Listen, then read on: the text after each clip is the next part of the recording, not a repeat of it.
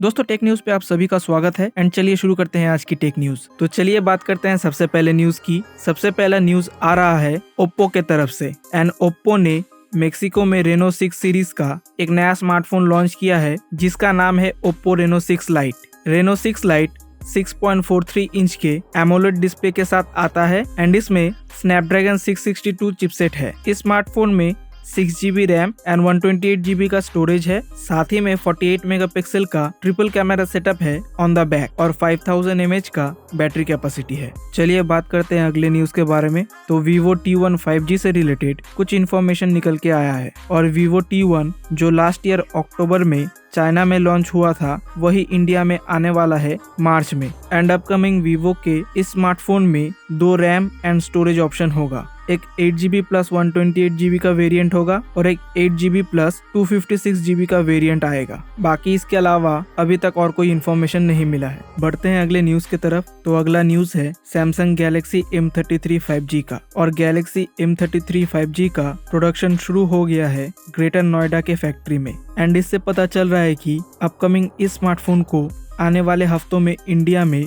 Launch किया जाएगा। हालांकि सैमसंग गैलेक्सी M33 5G के लॉन्च प्राइस या स्पेसिफिकेशन से रिलेटेड कोई ऑफिशियल इन्फॉर्मेशन नहीं है। हमारा अगला न्यूज है OnePlus की तरफ से। तो OnePlus 10 Pro का इंडिया लॉन्च बहुत ही जल्द होने वाला है और मार्च 2022 में ऑफिशियली लॉन्च हो जाएगा एंड एक नए रिपोर्ट की माने तो OnePlus का नया फ्लैगशिप फोन जिसे हाल ही में चाइना में लॉन्च किया गया था अब बहुत ही सारे इंडियन सर्टिफिकेशन वेबसाइट्स पर भी देखा जा रहा है। हालांकि OnePlus 10 Pro इंडिया में जल्दी लॉन्च होने वाला अकेला फोन नहीं है। रिपोर्ट्स ये भी सजेस्ट कर रहे हैं कि OnePlus Nord CE सीरीज का एक नया सक्सेसर भी आने वाला है।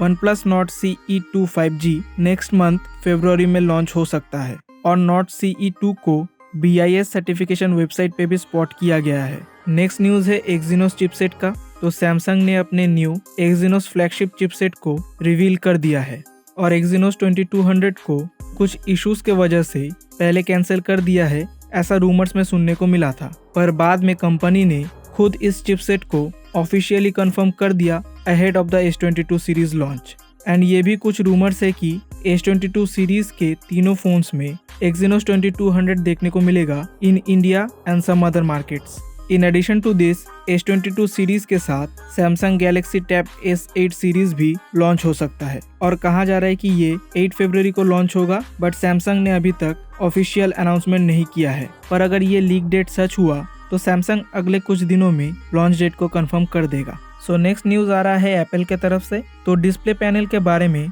रिपोर्ट्स और रूमर सामने आया है जिससे कि एप्पल अपने अपकमिंग iPhone 14 सीरीज के मॉडल्स के लिए यूज करने का प्लान कर रहा है।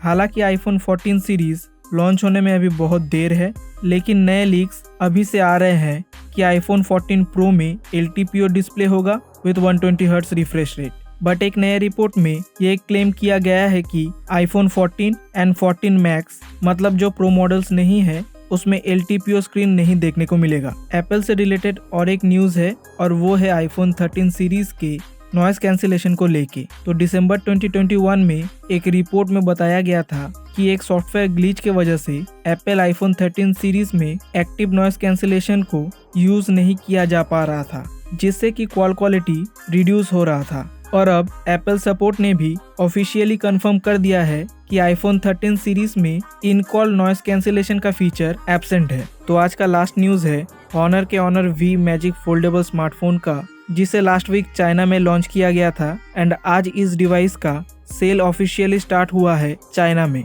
प्राइस एंड वेरिएंट की बात करें तो 2 वेरिएंट ऑप्शन है। पहला है 12GB प्लस 256GB का जिसका प्राइस है अराउंड $1577 एंड एक 12GB प्लस 512GB वाला वेरिएंट है जिसका प्राइस है अराउंड $1734। तो दोस्तों आज का टेक न्यूज यहीं पे खत्म होता है। वीडियो अच्छी लगने पर लाइक जरूर कर देना एंड चैनल को भी सब्सक्राइब कर लेना। तो चलिए मिलते हैं अगले वीडियो में।